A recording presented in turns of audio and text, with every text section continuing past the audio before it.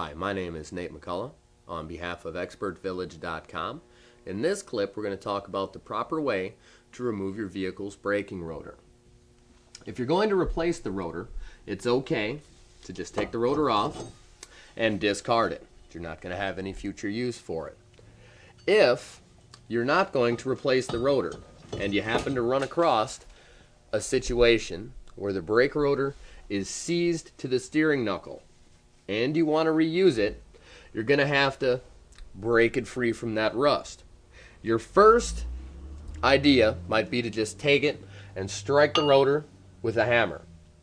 Like I said, if you're going to reuse that, that's exactly the opposite of what you want to do. If you strike that rotor surface, you're going to distort the disc.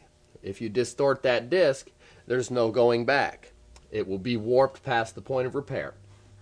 The only thing that you got on your side is time and patience. You're going to have to tap around the top hat surface, being that that's where it's seized. You're going to tap around between the studs, taking care not to strike any of the threads, tapping around and around and around and around in that manner. You only want to hit the rotor about this hard. That's it. No harder than that. If you distort or mushroom this top hat surface, the vehicle's wheel will not sit flat on it, and it will cause you a vibration. Like I said, don't strike it on the back at all. You're only allowed to strike the top hat surface here.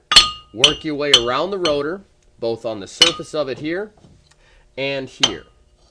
And that's the proper way to remove your rotor. This one, we got lucky and is not seized. We can just slide off. We're going to discard this rotor. We'll go ahead and set it right over there.